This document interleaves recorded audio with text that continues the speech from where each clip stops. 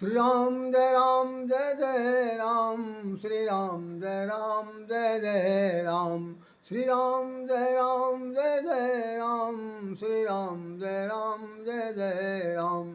बोलिए साहब रामचंद्र महाराज की जय। आज राष्ट्र कवि श्री मैथिली शरण गुप्त का जन्मदिन है, जयंती मनाई जाती है। वर्षों से उनकी जयंती मनाई जा रही है। हमारे देश में एक से एक महान विभूतियाँ पैदा हुई। उन सभी विभूतियों ने हमारे देश का गौरव बढ़ाया। हमारे साहित्य चिंतन को सबसे ज़्यादा गरिमापूर्ण बनाने में अगर किसी ने हिम्मत रखी, किसी ने अपना अपना पुरोधापन स्पष्ट किया, तो मैं समझता हूँ कि मैथिली शरण गुप्त हुए, रामधारी सिंह दिनकर हुए, सोहनलाल द्विवेदी हुए और बहुत से जो है राष्ट्र कवि के रूप में जिन्होंने अपनी पहचान बनाई, वो अद्वितीय है। उन्हें किसी कीमत पर वर्णन करना, शब्दों में बखान करना या शब्दों के पुल में बांध देना आसान काम नहीं है। मैथिली शरण गुप्त ने अपने जीवन में जो कुछ भी लिखा, वो एक ऐसा चिंतन था जो समाज के निर्माण की बहुत बड़ी आधारशिला उन्होंने रखने की चेष्टा की। उन्होंने अपने जीवन में पाँच किताबें लिखी और जैसे कहा जाता है कि हमने जो उनकी पुस्तक, उनका अध्ययन साहित्य पढ़ा, उसमें लिखा हुआ है कि भाई वो उनका जन्म जो हुआ 3 अगस्त 1886 को वो उनका जन्म होता है और वो जो दिवंगत जब हुए हैं तो 12 दिसंबर और 1964 को उनका इस धरती से सदा के लिए ब्रह्मलोक चले गए या गोलोकवासी हो गए। इतनी अवधि में राष्ट्र कवि मैथिली शरण गुप्त ने जो किताबें लिखी, उन किताबों का नाम अगर बहुत सारे लोग जानते होंगे जो इनके शोधार्थी हैं, जिन्होंने इनके विषय में शोध किया है, उन सभी पुस्तकों के नाम उन्हें पता होंगे। पहला तो नाम जैसे था, उन्होंने भारत भारती लिखा, उन्होंने पंचवटी लिखा, जयद्रथ वध लिखा और मैथिली के रूप में लिखा, यशोधरा लिखा और कई ऐसे ग्रंथ हैं जिन पर उन्होंने अपनी अपनी तरफ से चर्चा की है। तो यशोधरा, भारत भारती, पंचवटी, उर्मिला और जयद्रथ वध, ये इनकी पुस्तकें हैं जो पूरी प्रसिद्धि हैं। यहाँ तक कि तमाम सारे कक्षाओं में उनका अध्ययन हुआ, पढ़ाया गया और पढ़ पढ़ करके लोग पता नहीं कहाँ से कहाँ तक पहुँच गए। मैथिली शरण गुप्त भी अपने ज़माने के एक अद्वितीय न भुलाए जाने वाले अविस्मरणीय महापुरुष भी कह सकते हैं और राष्ट्र कवि के रूप में तो अविस्मरणीय हैं ही हैं, सदा रहेंगे। हर वर्ष 3 अगस्त को उनका जन्मदिन मनाया जाता है। हमारे उत्तर प्रदेश के हिंदी संस्थान में या अन्य बहुत से जो हिंदी के संस्थाएं हैं, वो लोग भी आज के दिन उनका जन्मदिन मना रही हैं और निश्चित रूप से उनका ये व्यवहार, उनका जो चारित्रिक दृष्टिकोण है, उनका जो देश के प्रति, समाज के निर्माण के प्रति, या जो हमारे साहित्य में जो चर्चा किया जाने वाला विषय जो छूट गया था, जिसे उन्होंने अपनी पैनी दृष्टि से लिखने की चेष्टा की, लिपिबद्ध किया, जैसे उसमें उर्मिला, यशोधरा और पंचवटी का नाम विशेष रूप से सामने आता है। जयद्रथ वध तो चलो भाई एक श्री महाभारत की कथा का एक पात्र है जिसकी वध के लिए पूरी कथा लिखी गई। यशोधरा भी इस तरह से लिखा गया कि भाई यशोधरा में ये महात्मा बुद्ध, या यूँ कह लीजिए कि भगवान बुद्ध की धर्मपत्नी यशोधरा हैं, उनकी व्यथा कथा का वर्णन किया गया है। और उसके बाद उर्मिला का भी व्यथा कथा का वर्णन किया गया है। भारत भारती में तो कहना ही क्या, बहुत कुछ उन्होंने लिख दिया है कि माँ भारती के लिए कितना एक समर्पित किया जा सकता।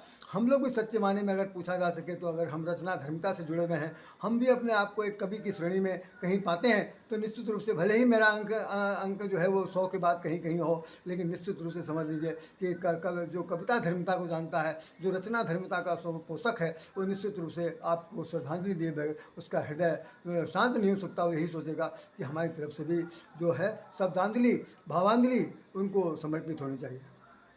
तो मैं ये बताना चाहता था कि जैसे यशोधरा में उन्होंने ये खास तौर से लिखा कि जैसे वो हमने उनके गीत पढ़े हैं, उन गीतों में उन्होंने लिखा था, एक ही लाइन में आपको बताऊंगा क्योंकि समय बहुत कम है, हम थोड़े समय में ही कोई बात कह पाते हैं, वीडियो भी उतना ही छोटा बनता है, तो ज़्यादा बात तो नहीं की जा सकती, नहीं तो उसका विस्तार करने के लिए तो पूरा समझिए कि काफ़ी दिन चाहिए, काफ़ी समय चाहिए। तो यशोधरा में वो कहते हैं कि जब वो बिना बताए गौतम बुद्ध घर से संन्यास ले लिया, संन्यास धारण कर लिया और चले गए, अपने पुत्र राहुल को छोड़कर, यशोधरा को छोड़कर चले जाते हैं, तो उसके बाद उनके वो कहती हैं कि जाते यदि तो मुझसे कहकर जाते, एक शब्द ये लिखा हुआ। मतलब एक पीड़ा है, एक नारी की पीड़ा है। उस कथा, उस किताब के अंदर जो नायिका के रूप में यशोधरा है, उनकी सबसे बड़ी यही पीड़ा है कि अगर मैं उनके जीवन में बाधक बनती, हो सकता है उनको भी वैसा ऐसा विश्वास रहा हो कि मैं उनके जीवन में बाधक बनूंगी, इसलिए हो सकता वो मेरे रास्ते पे खड़ी हो जाती, इसलिए उन्होंने शायद मुझे बताया बेघर रात 12 बजे या आधी रात में, या यूँ कह लीजिए कि भाई चुपके से वो घर से निकल गए। उनके चुपके से चला जाना हमको बहुत अखरा, इसी पीड़ा को, इसी तड़प को, इसी वेदना को उन्होंने एक किताब का रूप दिया और हमारे महर्षि शरदगुप्त ने उसको लिखा। और पंचवटी के अंदर का जो दृश्य है वो जानते हैं, पंचवटी में जहाँ पर 5 वृक्ष हों और उस वृक्ष के नीचे भगवान राम, सीता और लक्ष्मण जी जहाँ निवास करते हैं, उस पंचवटी का जो एक दृश्य हो सकता है वो कवित्व भाव में उन्होंने वर्णन किया। उर्मिला का एक जो चित्र है वो भी बहुत ही सार्थक है, जिसके बारे में मैं ये बता सकता हूँ कि पूरे पूरे रामचरितमानस में सभी पात्रों का वर्णन किया गया, सभी पात्रों का भिन्न भिन्न जगहों पर नाम लिया गया। भरत हो, राम हो, भरत हो, लक्ष्मण हो, शत्रुघ्न हो, जितने भी उनके पात्र, सहायक पात्र थे, उन सभी पात्रों का नाम आया। लेकिन जो उनकी भरत की जो लक्ष्मण की जो धर्मपत्नी है उर्मिला, उनका कहीं पर जिक्र नहीं है।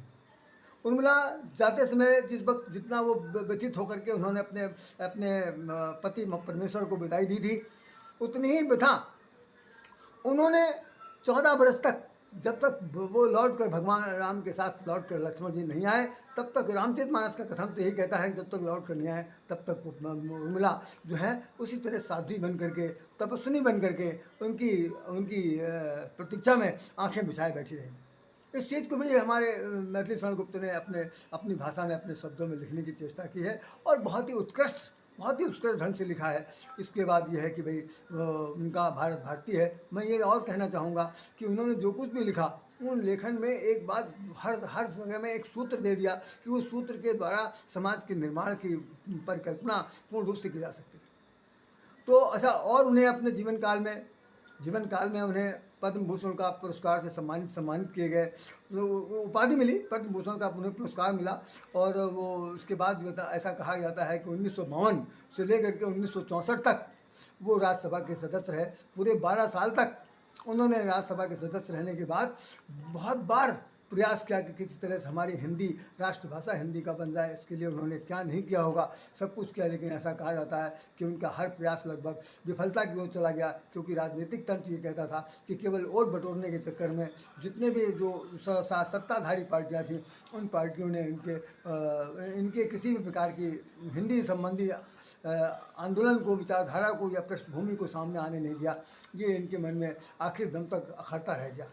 उसका सिर्फ एकमात्र कारण ये है कि हमारा देश जो है कई प्रांतों में बटा हुआ है, सभी जगह प्रांतीय भाषा है। आखिर में उसको घुमा फिरा करके 64 में ही राष्ट्रभाषा की जगह पर हिंदी को राजभाषा कर दिया गया और इनका मन अंदर से बहुत ही कष्ट के साथ व्यतीत हुआ। लेकिन फिर भी हिंदी की जो सेवा करने में उन्होंने जो एक परम हिंदी सेवी बने, वो कसनी है। उदाहरण उसका अन्य दूसरा कोई नहीं दिया जा सकता। मैं अब आपको ये बताना चाहता हूँ कि हम अपने जब कक्षा 7 में पढ़ते थे, तो कक्षा 7 में हमारे यहाँ एक पुस्तक चलती थी जिसका नाम था साहित्य दीप। उस साहित्य दीप के अंदर एक इनका गीत था। उसी गीत पर मैं आज वर्णन करना चाहूँगा। वो गीत हमारे जीवन दर्शन है। उसने हमारे जीवन की सारी सोच को बदल के रख दिया। मैं समझता हूँ उसको जो कोई पढ़ लेगा वो एक प्रकार का महान, तो मैं नहीं कह सकता कि महान बन जाएगा, लेकिन कम से कम वो कर्मठशील और बहुत ही सत्पुरुष, साथ साथ ये है कि अपने लक्ष्य के प्राप्त करने में वो कभी पीछे नहीं हट सकता। उस गीत का जो बोल है, पहला वाक्य उन्होंने लिखा, नर हो न निराश करो मन को, कुछ काम करो। नर हो न निराश करो मन को, कुछ काम करो।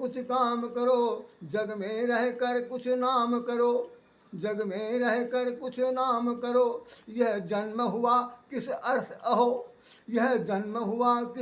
अहो, समझो जिसमें कुछ व्यर्थ न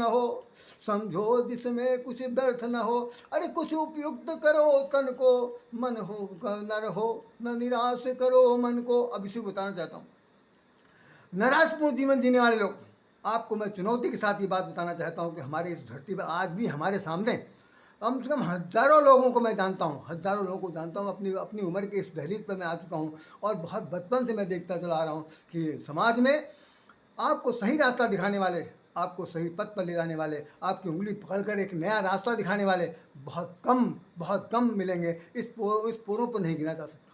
उनकी संख्या कुछ भी ना के बराबर है। कोई ऐसा मिल गया, कोई ऐसा देवदूत जो भले ही आपके मार्गदर्शक के रूप में सचेतक के रूप में आ जाए, अन्यथा वो नहीं आ सकता, नहीं कर सकते। हमने देखा कि हतोत्साहित करने वाले, निराश करने वाले, पथभ्रष्ट करने वाले, विचलित करने वाले, मन में अवसाद की स्थिति पैदा करने वाले, आपके बढ़ते कदम को रुकावट डालने वाले, कहीं पर आप अगर बढ़ रहे हैं तो आपका टांग घसीट लेने वाले, इनकी संख्या कदम कदम पर है, कदम कदम पर है, और वो सब कुछ कर सकते हैं। जैसे हमने एक गीत अपने तरफ से लिखा था, उसमें हमने एक वाक्य लिखा। मैं बेंगलोर गया और वहाँ पर हमारे कुछ विद्यार्थी जो थे वो काफ़ी बड़े उम्र के थे, लेकिन उन्होंने कहा कि सर आप मुझे कुछ लिख के दे दीजिए। तो मैंने उन पर लिखा था, मैं इसी सेंट्रल आइडिया के साथ जोड़ करके बोल रहा हूँ। तो मैंने उसमें लिखा था, फूंक फूंक कर चलना प्यारे, फूंक फूंक कर चलना प्यारे, पग पग पर है कांटे कील। फिर सुनिए, फूंक फूंक कर चलना प्यारे, पग पग पर है कांटे कील। यदि किसी से पूछा चलना कितना, यदि किसी से पूछा चलना कितना, तो लोग कहेंगे मीलों मील। कोई रास्ता नहीं दिखाएगा, कांटे कील की तरह से हैं, कदम कदम पर कांटे कील हैं, और उन कांटे कीलों को पार करना, उनके ऊपर से चलना बहुत ही दुर्दमनीय कार्य है, बड़ा ही दुसाहसिक कार्य है, और साहस के साथ कोई कर ले तो आसान काम नहीं। तो हमारे मैथिली शरण गुप्त ने हमें जिस वक्त कहा, तो कहते हैं नर हो, क्या बात है भाई, मनुष्य हो, मनुष्य के बच्चे होकर के तुमको ये निराश होने की किसने कह दिया? तुमने निराशा का ये लबादा क्यों रखा? तो क्या करें, निराश नहीं, नर हो तो क्या करें, निराश न हो। नर हो, न निराश करो मन को, अपने मन को निराशा की ओर मत ढकेलो, निराशा की कालिमा को अपने मन मस्तिष्क में न लाओ। तो नर हो, न निराश करो मन को, कुछ काम करो। कौन सा काम करें? जिससे तुम्हारा जीवन बन जाए, जिससे तुम्हारे जीवन में उज्ज्वलता आ जाए, तुम्हारे जीवन में प्रकाश की किरण आ जाए, तुम उन्नत प्रगति के मार्ग प्रशस्त करने के लिए आगे बढ़ जाओ। तो भाई अगर निराश होकर बैठ जाओगे, किसी काम को अगर बाधा समझ के बैठ जाओगे, या तुम्हारा साहस टूट जाएगा, या तुम अपने मनोबल को गिरा दोगे, या अपने मनोबल में कुछ करना चाहोगे नहीं करोगे, तो निश्चित रूप से तुमको आगे बढ़ने में ये लोग जो कुछ बढ़ने वाले हैं, समाज के साथ जो पैरेलल समानांतर चल रहे हैं, ये तुम्हें नहीं चलने देंगे, धक्का देकर तुमको रास्ते से हटा सकते हैं। तो क्या करना है, नर हो तो न निराश करो, किसको, मन को। फिर क्या करना है, कुछ काम करो, कुछ काम करो। तो पूछने वाले ने पूछ लिया कि हम काम करें तो किस लिए करें, कोई बताओ तो, हम तो काम तो कर रहे हैं लेकिन कुछ फायदा नहीं। तो उन्होंने कहा नहीं, यह नर हो न निराश करो मन को, कुछ काम करो, कुछ काम करो। जब तुम सोचो सही, ये जन्म हुआ किसी अर्थ अहो। बिल्कुल गोस्वामी तुलसीदास का ये मंथन है, जिस पर उन्होंने लिखा कि मानुष तन गुण ज्ञान निधाना, मनुष्य का ये शरीर है, गुण ज्ञान से निधान है, और क्या, बड़े भाग मानुष तन पावा। अरे भाई मूर्खता न बरतो, बड़ी मुश्किल से ये मनुष्य का शरीर मिलता है, 84 लाख योनि में भटकने के बाद एक बार मनुष्य शरीर मिला है, और ऐसी स्थिति में उसको अच्छे ढंग से निर्वाह कर लीजिए, निराश होने की कोई आवश्यकता नहीं है। तो करना क्या है, कुछ काम करो, कुछ काम करो। तो कौन सा काम करें? मैथिली शरण गुप्त से मैंने पूछ लिया, मान लीजिए हम ही ने पूछ लिया, या हालांकि मैं उनके ज़माने का नहीं हूँ, तो लेकिन फिर भी मैं पूछता हूँ कि भाई फिर कौन सा काम करें।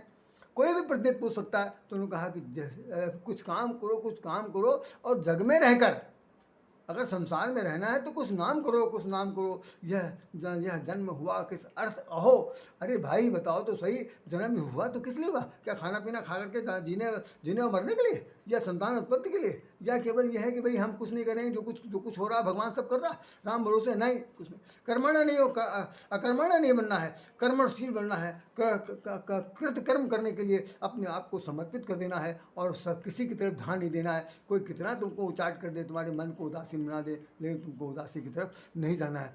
तो कुछ नाम करो, जग में रहकर कुछ नाम करो, कुछ काम करो, कुछ काम करो। यह अर्थ हुआ, ये जन्म हुआ किस अर्थ हो समझो, जिसमें कुछ व्यर्थ न हो। अच्छा ये बात ध्यान दीजिए, बहुत अंडरलाइन करने का सेंटेंस है। मैथिली शरण गुप्त बता रहे हैं कि ऐसा काम करिए जिसमें कोई सारे काम सब क्या धरा चौपट ना हो जाए, ऐसा ना हो जाए जो उसका फल मिले वो बिल्कुल शून्यता की तरफ जाए। तो फल भी मिलना चाहिए, काम भी सफल होना चाहिए, आप अपने लक्ष्य की प्राप्ति भी कर सकें। अब लक्ष्य को जितना बढ़ सकते हैं उतना बढ़ें, ये सारी चीज़ें आपके जीवन में आनी चाहिए, अन्यथा तो आपके लिए ये संसार, ये जन्म सब कुछ बेकार।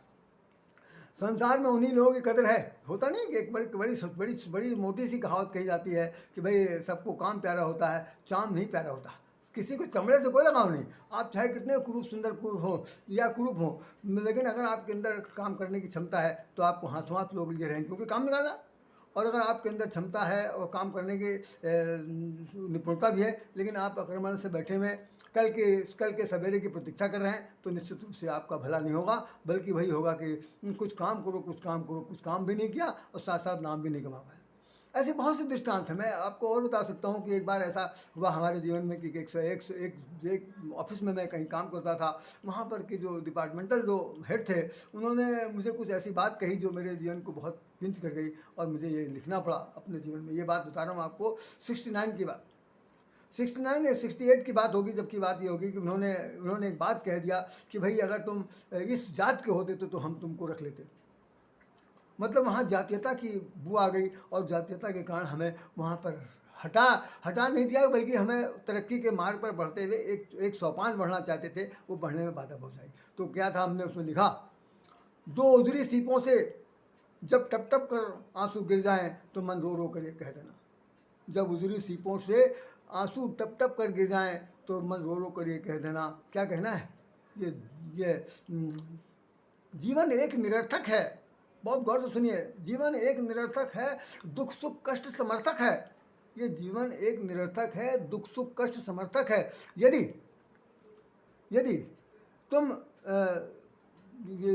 तुम आशा खो बैठो, यदि तुम दुख सुख कष्ट समर्थक है, यदि तुम धीरज खो बैठो, यदि धीरज तुम कहीं खो बैठो, यदि धीरज तुम कहीं खो बैठो तो आशा से तुम जी लेना, मन रो रो कर ये कह देना। मतलब आशावान बने रहिए, कल का सवेरा आपके पक्ष में होगा, ये मानकर विश्वास करके आप एक कदम बढ़ाइए। अब्राम बढ़ो मत कहो थके, चाहे पथ को कोटि कंठ लगे। अब्राम बढ़ो, मैं लिख रहा हूँ, अब्राम बढ़ो मत कहो थके, चाहे पथ को कोटि कंठ लगे। यदि सूरज साथ में बनना है, यदि सूरज साथ में बनना है तो ऊर्ध्वाधर दृष्टि धरो घर मन में। ऊर्ध्वाधर अर्थात आपको हमेशा ऊपर की तरफ देखना है, नीचे की तरफ नहीं देखना है, और आगे बढ़ने के लिए कदम पर कदम आगे बढ़ाते रहना। बहुत से ऐसे, मैं तो कह रहा हूँ, मैंने अभी आपको बताया कि हज़ारों लोगों को मैं जानता हूँ कि केवल वो एक दूसरे को नीचा दिखाना चाहते हैं। अगर किसी की तरक्की हो रही है तो रामचरितमानस में एक वाक्य लिखा है, आप सुन लीजिए, पढ़ लीजिएगा, कि जो काहू की सुने बढ़ाई, जो काहू की सुने बढ़ाई, सांस लेत जन दूड़ी आई। मैं तो हो सकता है मैथिली शरण गुप्त जी ने पढ़ा हो कि अगर कोई किसी की बड़ाई सुन लेता है, किसी की प्रशंसा सुन लेता है, किसी के बढ़ते हुए कदम देख लेता है या किसी की तरक्की देख लेता है, तो ऐसे आहें भरता जैसे लग रहा है कि उसको दूड़ी आ गई। और जो काहू को देखें व्यक्ति, अगर किसी को विपत्ति में देख लें तो सुखी भय, ऐसा तने हुए जैसा लग रहा है कि उनके बराबर कोई समझदार और कोई योग्य व्यक्ति नहीं। तो सुखी भय मानव जनतंत्री, ये हमारे गोस्वामी जी ने लिखा। तो मैं बताना चाहता हूँ कि जयशंकर प्रसाद आपके राष्ट्रीय कवि मैथिली शरण गुप्त ने अपने कार्यकाल में, अपने साहित्य काल में बहुत कुछ लिखने की कोशिश की, बहुत कुछ लोगों को बताया। मैं ऐसे लोगों को भी जानता हूँ अपने जहाँ मैं कहीं काम करता था ऑफिस में, उसमें एक सज्जन थे, वो अगर कोई आदमी जरा भी तरक्की करने की बढ़ता था तो तुरंत कहते थे, हाँ बहुत आगे बढ़ रहा, इसका तो पर काटना पड़ेगा। अजी आप बताइए, किसी का पर आप काट देंगे? बढ़ते हुए पंछी का पर काटा जा सकता है? भगवान ने तो नहीं काटा, भगवान ने तो उसको उड़ने के लिए आसमान तक छूने की क्षमता दे दी। लेकिन आप आदमी के बढ़ते हुए कदम को देख करके इतनी ज़्यादा आपके मन में दुर्भावना पैदा हो रही कि आप उसको बढ़ता हुआ देख नहीं सकते, उसकी तरक्की पर आपकी आंखें फूट जा रही। बहुत बहुत दुखद आलोचनाप्रद है, जिसको मैंने आपको बताया। इसीलिए वो कहते हैं तुम मनुष्य हो, नर हो, निराश ना करो मन को, कुछ काम करो भाई, कुछ काम करो। कौन सा काम? जिससे तुम्हारा नाम हो, जिससे तुम्हारे नाम, जिससे नाम जगत पहचाने। हमारे यहाँ अंग्रेजी के एक अध्यापक पढ़ाते थे मुझे 7वें दर्जे में, उन्होंने कहा था, एसपी त्रिपाठी साहब, मैं आदरणीय से त्रिपाठी को नमस्कार करता हूँ, उन्होंने ब्लैक बोर्ड पर लिख करके रटवा दिया था हम लोगों को। 7वां दर्जन 1964 की बात बता रहा हूँ मैं, जब ये आपका देहावसान हुआ, उस वक्त उन्होंने लिखा था कि you should leave your noble deed, you should leave your noble deed before your death. मरने से पहले कोई ऐसा अच्छा काम करके छोड़ जाइए ताकि आने वाली पीढ़ी आपको याद करे, समझ सके। यही काम हमारे मैथिली शरण गुप्त ने किया, यही हमारे बहुत से महामनीषियों ने किए, यही काम बहुत साहित्यकारों ने किए। मेरी आपसे सबसे प्रार्थना है कि संसार में फूँक फूँक कदम रखिए, हर जगह पर कांटे हैं, हर जगह पर व्यवधान है, हर जगह पर कंकड़ पत्थर हैं और कंकड़ पत्थर तुम्हारा अवरोधक है। उन अवरोधों को, विघ्न बाधाओं को हरण कर उनको परास्त करते हुए, उनको फाँदते हुए, उनके ऊपर रौंदते हुए आपको आगे बढ़ना है। और रमणीय सौरभ की इस गीत को, इस कथन को, जिसने मेरे जीवन को समझने की एक मार्गदर्शन दे दिया। मैं तो मैथिली शरण गुप्त का परम हृदय से आभारी हूँ कि ये कविता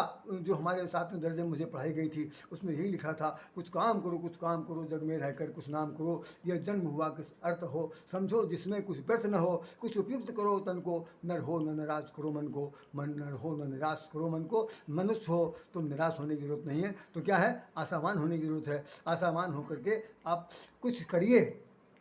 और हो सकता है, ऐसा हो सकता है कि आपके जीते जी आपके किए हुए कर्मों का, आपके वर्कदंड का मूल्यांकन न हो, लेकिन मूल्यांकन होगा, ये निश्चित है, निश्चित है। और जैसे गीता में भगवान ने कहा कि तुम कर्म करते चलो, फल की चिंता न करो। जब एक स्लोगन साफ साफ लिख जाए कि कर्म करो, फल की चिंता न करो, तो आपको फल मिले चाहे जब भी मिले। हो सकता है उसका ड्यू पीरियड तुम्हारे मरने के बाद आए, तो आएगा, लेकिन उसका मूल्यांकन होगा। इस सत्यता को जानते हुए, मैथिली सौरभ की इस बात को मानते हुए, हम और आप लोग आज संकल्प लें कि भाई उनकी कही हुई बात को मैं स्वीकार करूंगा और आगे बढ़ने के लिए यथेष्ट प्रयास करते रहेंगे।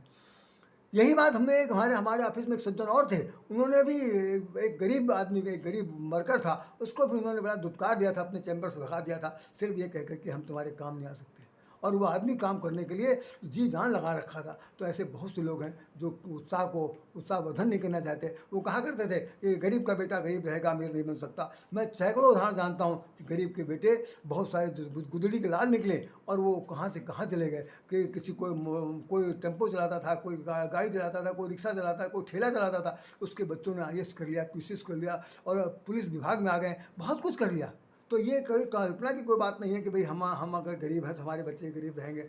हमारी माँ अगर बहुत बुरी गरीब थी तो हम भी लोग उसी तरह रहेंगे, ऐसा नहीं। माँ बाप अपनी तरफ से पूरी तरह समर्पित होते हैं। इन्हीं भावनाओं को मैं व्यक्त करते हुए आपसे निवेदन करूँगा, मैथिली शरण गुप्त के जो पुस्तकें हैं उन पुस्तकों का अध्ययन करिए और अध्ययन करके उनमें से जो उतारा जा सकता है जीवन में उसे उतारिए और निराश होने की जरूरत नहीं है। आशावान बनिए, कुछ करके दिखाइए, कुछ करके दिखाइए, तभी कुछ संभव हो सकता है कि आप महान बन जाएंगे। और इस संसार में जैसे मैथिली शरण बड़े ही राष्ट्र कवि बन गए, उनका होना निश्चित था, हम लोग भी कोई न कोई बन सकते हैं। भले ही वो स्थान न ग्रहण सके, लेकिन बनेंगे। मेरी ऐसी प्रार्थना है। आप सबको हृदय से नमन, सादर नमस्कार। जय श्री राम।